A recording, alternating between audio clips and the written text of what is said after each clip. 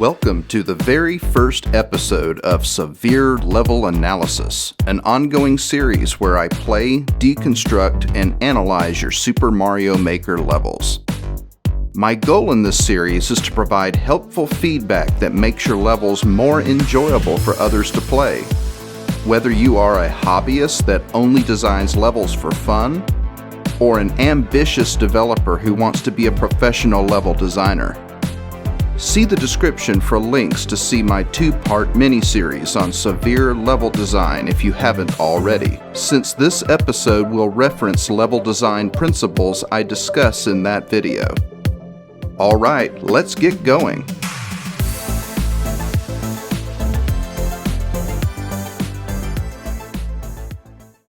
Today we are analyzing a level from user Cyndaquil 5 called Blossom Way. This is the first level of Cyndaquil 5's Super World, which is how I stumbled upon it. Let's jump into it and see how it holds up in its level design.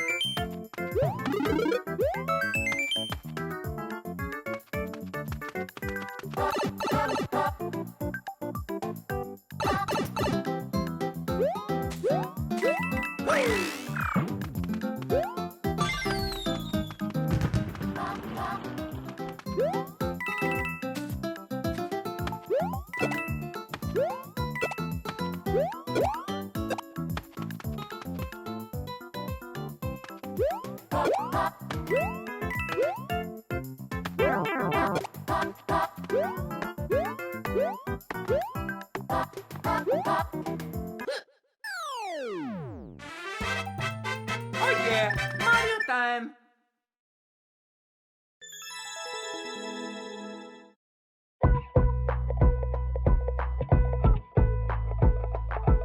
The standard challenge we are introduced to is a pair of enemies, a Goomba and a Goombrat. Next, we have the first safe area between challenges. I love the visual design here. We will come back to this later when discussing level aesthetics.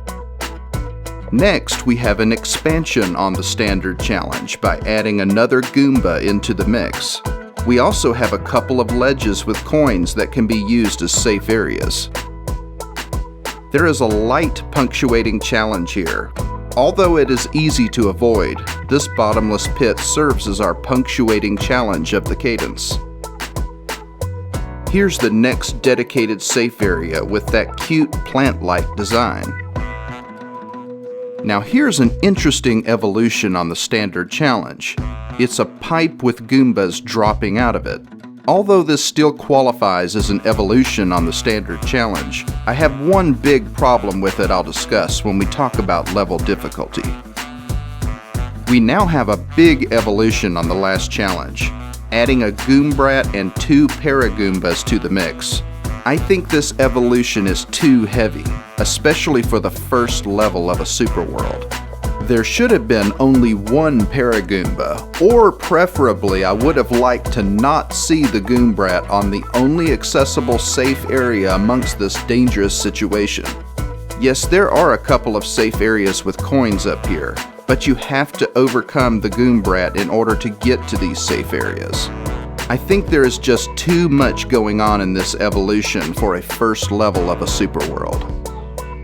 Next, we have a much needed safe area when standing on the red pipe. This is a pretty cool expansion on the standard challenge. We have a doubled amount of enemies, but this slope allows the player to slide down, easily dispatching all of them in one swoop. Having fun moments like this in your level to make the player smile is always a good thing. We have a brief safe area where we can catch our breath for a moment. This is an evolution on the 5th challenge of the level, 2 Paragoombas. The difficulty is increased just a bit by having them go downhill towards the player. We have a safe area to breathe between challenges. Next, the 8th challenge evolves the 7th by swapping out a Paragoomba for a Goombrat. This green pipe on the right-hand side provides a brief safe area before continuing onward. Now we have an expansion on the last challenge by doubling up the enemies. Plus, this Goombrat is occupying our familiar plant-like structure that usually serves as a safe area. But this isn't inappropriate since it's near the end of the level. I actually kind of like the twist of making the player kill the Goombrat in order to use this spot as a safe area. The safe areas were given to the player before, but now the player has to earn it. We finally have our last challenge of the level, an evolution of the standard challenge where we only have one enemy, but it is coming at the player from the high ground. The player only has a brief safe area here until the Goomba closes in. And then we arrive at the flagpole. Let's take a look at how this level scores on challenge cadence structure. Do the challenges evolve and expand appropriately? Unfortunately, I'm not too hyped about this one. Although there is a cadence themed around Goombas, I'd like to see more than one cadence in a level of this size. Also, the one cadence we have doesn't develop progressively. It gets pretty complicated around a third of the way into the level and then backs off. You typically want your cadences to progressively get more complicated as you proceed through the level, starting off with a simple standard challenge and then gradually building on that to more complicated combinations and patterns. I'll give this 2 out of 5 stars. Do safe areas exist between challenges? The designer did a good job at giving plenty of safe areas to the player to breathe for a moment. I'll give this 5 out of 5 stars. Does the cadence avoid too much downtime? Yes, the cadence doesn't allow boredom or stagnation. I'll also give this 5 out of 5 stars. Does the cadence include a punctuating challenge? Yes, it includes one bottomless pit near the beginning of the level. However, I like to see more than one punctuating challenge in a level of this size. I'll give this 4 out of 5 stars. Is the cadence unique to the level? Since I have not played this entire super world, I will give the designer the benefit of a doubt. I'll give this 5 out of 5 stars.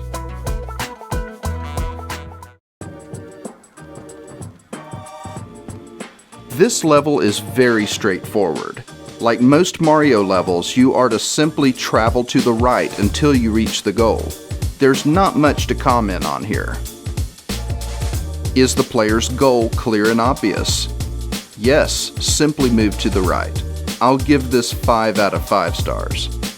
Is the critical path accessible for fair gameplay? Yes, the critical path is very accessible.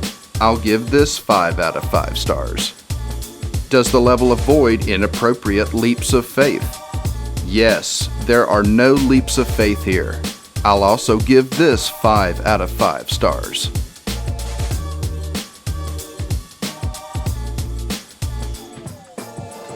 I have two issues with the difficulty curve of this level.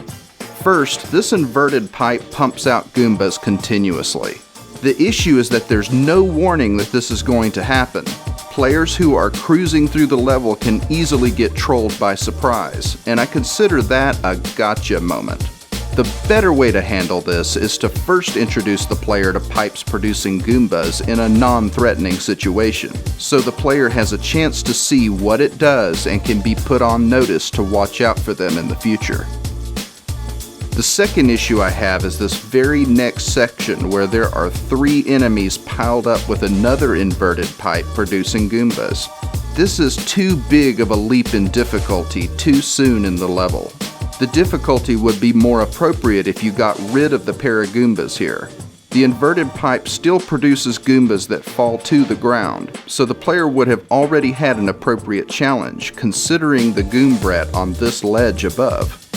Other than those two things, the difficulty curve was fairly decent. Let's take a look at how this level scores on difficulty curve. Is there an appropriate training wheel challenge? No, but there doesn't need to be. There's no special skills or knowledge required for this level. I'll give this 5 out of 5 stars. Does the level avoid unfair gotcha moments? Unfortunately, no. The gotcha moment I discussed earlier with the inverted Goomba pipe is pretty painful, but the rest of the level was pretty decent. I'll give this 3 out of 5 stars. Does the level grow in difficulty from beginning to end? Not as much as I'd like to see. The level ramps up in difficulty very quickly by a third of the way in. Then it levels off until the end. I'll give this 2 out of 5 stars. Is the level too difficult or easy considering the levels that come before and after? Since I haven't played the other levels of this super world, I'll give the designer the benefit of a doubt. I'll give this 5 out of 5 stars.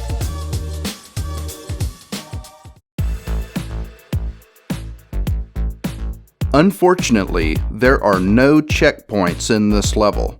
In a level of this size, there should be at least one solid checkpoint, especially considering that this is the first level of a super world. Are there enough checkpoints to prevent frustration? No, there are no checkpoints at all. I'm giving this 0 out of 5 stars.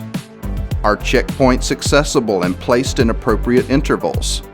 No, there aren't any checkpoints to make accessible or place in appropriate intervals. I'm also giving this 0 out of 5 stars.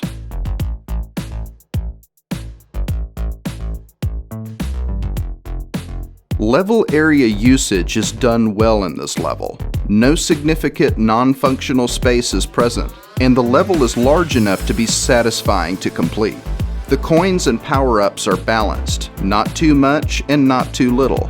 However, I do see a missed opportunity with the area between these 2 inverted Goomba pipes. Instead of making this area more difficult in general, this could have been a branched area that tempted a Mario veteran to take a risk in order to get more coins, while allowing an easier path for newer or less skilled players, especially since this is the first level of a super world. Does the level avoid areas of non-functional space?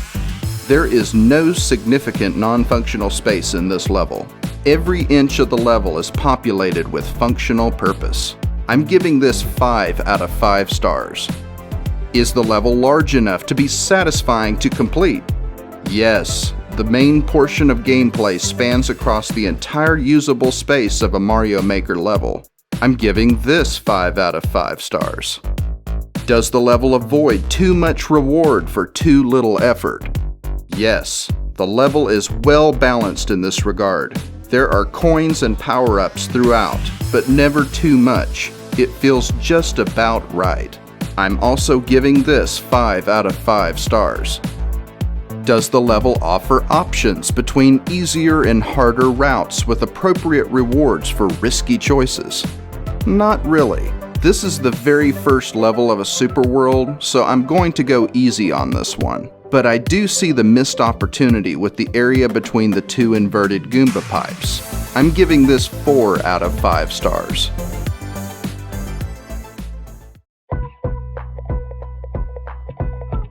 There are 2 secrets in this level that feel rewarding to find. The first is this green inverted pipe above the ledges midway through the level. I like how you have to climb up out of curiosity to discover this. The pipe takes you to a secret room with a pair of 1-ups, which is appropriate for the first level of a super world.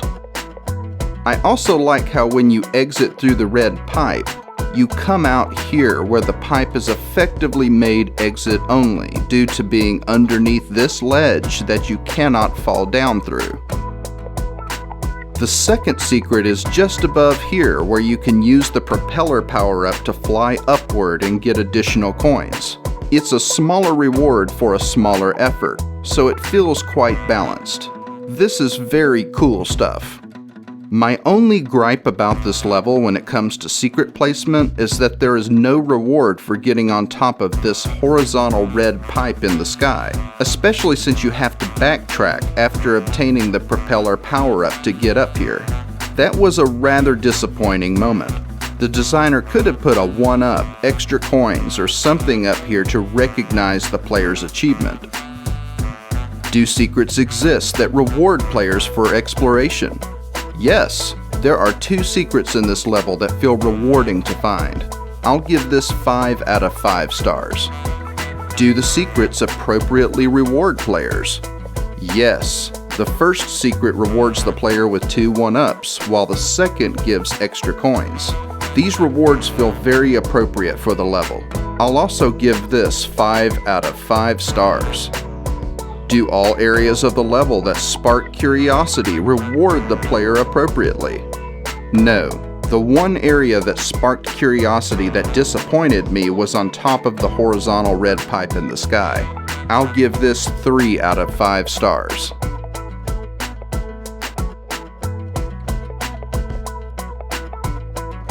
This is, overall, a beautifully constructed level. I like these cute plant-like structures and how even though they repeat a few times, it doesn't feel overdone or like a design crutch.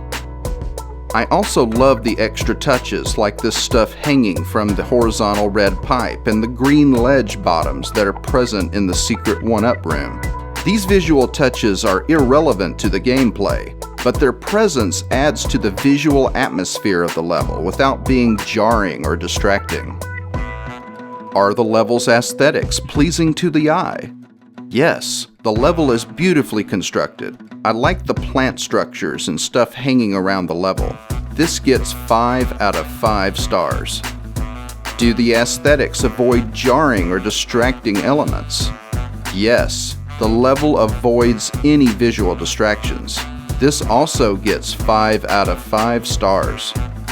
Do the level's aesthetics visually set it apart from other levels in the game? I'm going to give this the benefit of a doubt since I have not played the other levels of this super world, so this also gets 5 out of 5 stars.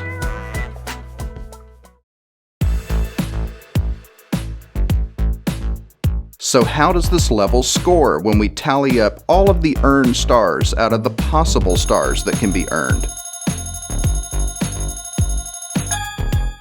98 out of a top score of 120 stars.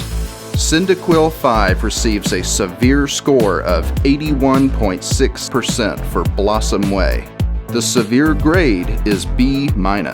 A solid score for sure, Cyndaquil 5. I want to encourage you to keep going and improving your design skills. Thanks for watching the very first episode of Severe Level Analysis. My goal in this series is to provide helpful feedback that makes your levels more enjoyable for others to play, whether you are a hobbyist that only designs levels for fun or an ambitious developer who wants to be a professional level designer. See the description for links to see my 2-part mini-series on severe level design if you haven't already, since this and future episodes reference level design principles I discuss frequently in this series. I want to sincerely thank content makers like Cyndaquil 5 for contributing to the fun we can all enjoy playing Super Mario Maker 2. Feel free to drop your level IDs into the comments below so I can review your levels for upcoming episodes. Please like and subscribe, and hit the bell icon to be notified when these exciting future analysis episodes are released. This is Jason from Severe Studios, wishing you a fantastic rest of your day. Until next time, see ya.